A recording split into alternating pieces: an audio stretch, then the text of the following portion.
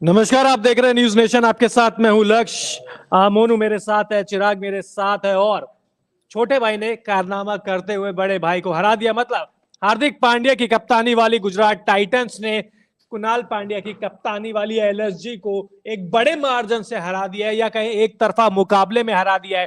पहले बल्लेबाजी करते हुए गुजरात ने 227 रन बनाए। शुभमन गिल ने आपकी स्क्रीन पर दिख रहा है 94 रन की पारी खेली, नाबाद 94 रन की पारी खेली। केवल 51 गेंद पे 2 चौके, 7 आसमानी छक्के।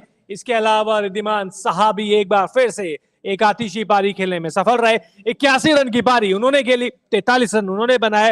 हालांकि इन दोनों ने ही इतने रन बना दिए थे कि बाकी के जो बल्लेबाज है वो इतने रन नहीं बना पाए। इसके बावजूद जो ये स्कोर है वो 225 के पार पहुंच गया।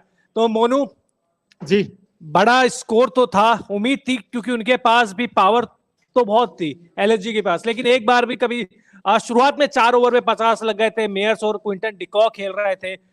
क्या दीपक हुड्डा को ऊपर भेजना एलएसजी की सबसे बड़ी गलती है दूसरी पारी में? बिल्कुल बहुत बड़ी गलती है, क्योंकि अगर आपने 50 रन का स्टार्ट मिल चुका है, पहले कोई आपने विकेट नहीं खोया है, आपने पता है 228 का पहाड़ जैसा टारगेट है, बट फिर भी आपको वहां दीपक हुड्डा की बजाय अगर आप मार्कस स्टोइनिस को भेजते, निकोलस पूरन को भेजते, तो हो सकता है सिचुएशन कुछ अलग हो जाती।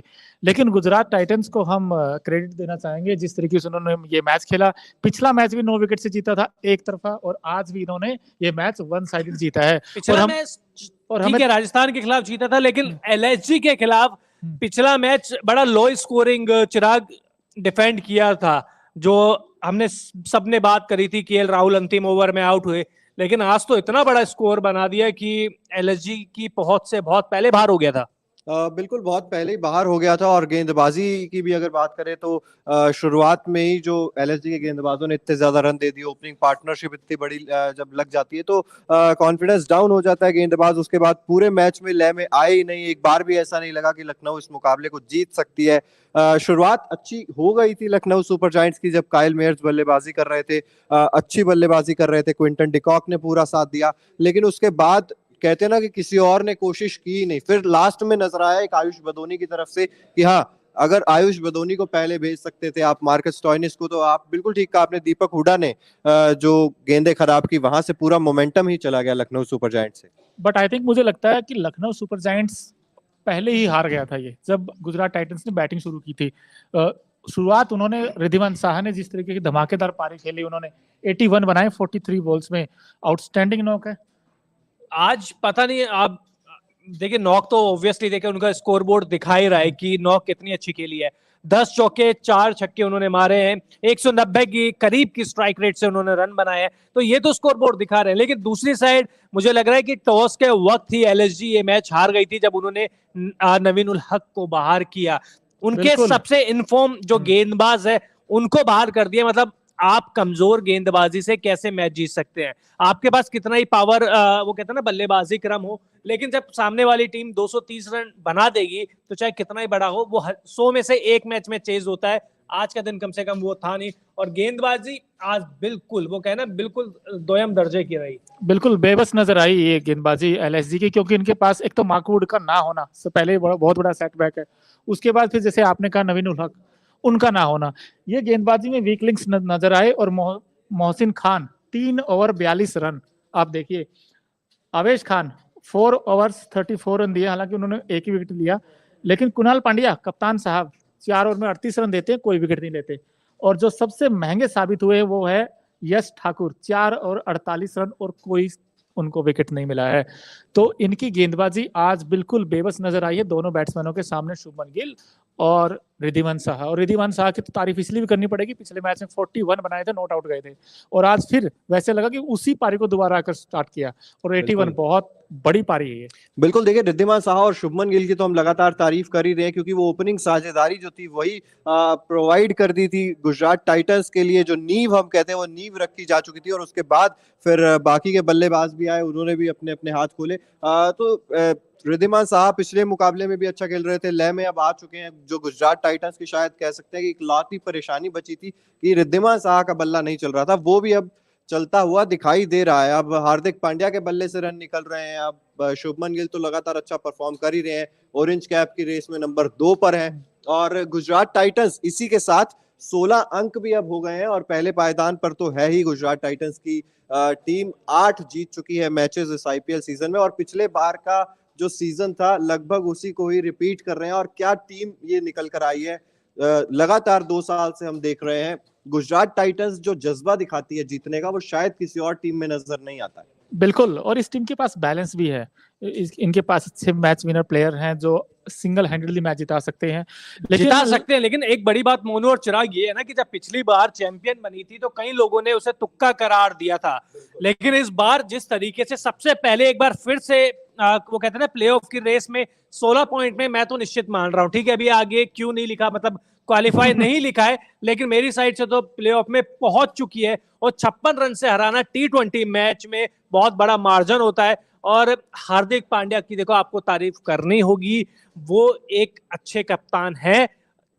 अभी माने ना माने इंडिया की साइड से मान लीजिए, लेकिन मुझे लगता है कि अपने खिलाड़ियों को कैसे चलाया जाता है और खिलाड़ी उनकी कितनी इज्जत करते हैं ये हर बार आपको ऑन फील्ड दिखाई देता है। निकोलस पूरन आज लेट आए, जब तक बल्लेबाजी कर भी रहे थे तो कुछ बचा नहीं था, लेकिन मैं चाहूंगा कि मोहित शर्मा देखिए एक बार फिर से 4 ओवर में 4 विकेट लेके गए 29 रन देकर, क्या वापसी रही है। पिछले साल नेट बॉलर थे इसी टीम के, इस बार शायद इसी टीम के सबसे ज्यादा हाईएस्ट विकेट टेकर है।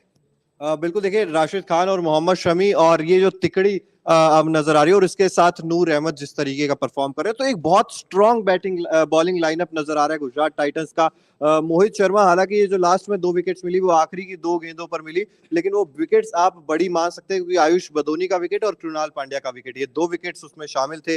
और मोहित शर्मा मतलब एक कहते हैं ना कि पका पकाया फल, एक एक्सपीरियंस्ड खिलाड़ी के रूप में गुजरात टाइटंस ने दोनों हाथों से लपक लिया था। बिल्कुल सही कहा आपने, अनुभव से बड़ा कुछ नहीं है, क्योंकि मोहित शर्मा की तारीफ इसलिए भी करनी पड़ेगी क्योंकि इनके पास वेरिएशन है, क्वालिटी गेंदबाज है, विकेट देते हैं ये टीम को, जब जरूरत पड़ती है हार्दिक पांड्या को तो ये विकेट निकाल कर दे देते हैं आपके लिए। और आज भी बड़ी अच्छी गेंदबाजी की इन्होंने, सिर्फ 29 देकर इन्होंने 4 विकेट्स निकाले हैं। सो आई थिंक ये एक्स फैक्टर साबित हुए हैं आज बिल्कुल। और उम्मीद है कि ये टीम क्वालिफाई तो करेगी, हो सकता है अगर ज्यादा मैच जीतेगी तो उनको 2 मैचेस एक्स्ट्रा ही मिलेंगे। बिल्कुल। और आशीष चौरसिया जी हमारे साथ हैं, हेलो लिख रहे हैं, सर बहुत बहुत स्वागत है, आपकी बात सुनी जाएगी, आप कमेंट करके लगातार बता सकते हैं कि गुजरात टाइटंस से कितना प्रभावित हुए आप और ये दीपक हुडा की वो पारी जहां से मोमेंटम पूरी तरीके से शिफ्ट हो गया था, 11 गेंदें ली, 11 रन बनाए और तब काइल मेयर्स और क्विंटन डिकॉक ये जो पार्टनरशिप थी वो लग चुकी थी, उसके बाद वहां से उसको कैरी फॉरवर्ड करने की जरूरत थी जो दीपक हुडा नहीं कर पाए।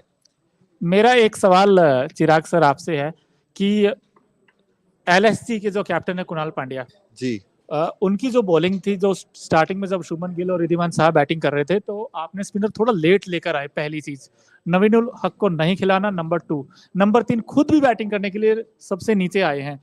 उस दीपक हुडा जहां आए थे हो सकता है वहां आ सकते हैं या निकोलस पूरन को भेज सकते हैं, तो आप कुणाल पांड्या की कैप्टनसी को कैसे आंकेंगे आज के मैच में? देखिए कृणाल पांड्या कैप्टनसी तो हम बात कर ही रहे हैं कि काफी ज्यादा इसमें लूप होल्स नजर आ रहे हैं। केएल राहुल जिस तरीके से निश्चित तौर पर कमी खलती है, केएल राहुल की कप्तानी की कमी खलती है, बल्लेबाजी अगर होती तो एक छोर एटलीस्ट संभाल के रखते लेकिन थे। चिराग इस मैच को 4 बल्लेबाज जिता सकते थे अगर एलएसजी को जिताना था। बिल्कुल, मेयर्स जिता सकते थे, 2 ने तो कोशिश कर भी क्विंटन ली और 2 डिकॉक, नहीं कर पाए। निकोलस पूरन और जो स्टोइनिस, लेकिन 2 को आपने इतना पीछे धकेल लिया कि उनके पास आर या पार के सिवा कुछ बात बची नहीं थी, उनको आरना था मारना था। काइली मेयर्स एक बार फिर से 150 की स्ट्राइक रेट से खेले, 32 गेंद पे 48 रन की पारी उन्होंने खेली, 7 चौके 2 छक्के। और मार्कस स्टोइनिस देखिए इनको सेट होने के लिए टाइम चाहिए, इनका नेचुरल गेम है, आते के साथ ही आप उम्मीद करें कि ये बड़े बड़े शॉट्स खेलेंगे, ऐसा नहीं होगा और ऐसा हुआ भी नहीं। तो मुझे यही लगता है कि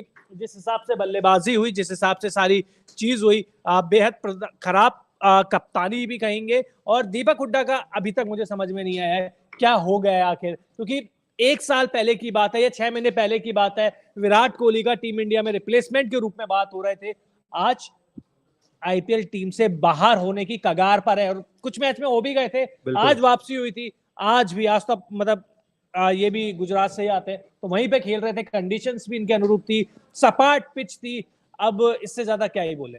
बिल्कुल देखिए, इससे ज्यादा आप कुछ बोल भी नहीं सकते, क्योंकि दीपक हुड्डा जैसा कि आप कह रहे हैं टीम इंडिया के लिए भी एक बार जब न्यूजीलैंड दौरे पर इंडिया गई थी, वहां पर हार्दिक पांड्या कप्तान थे,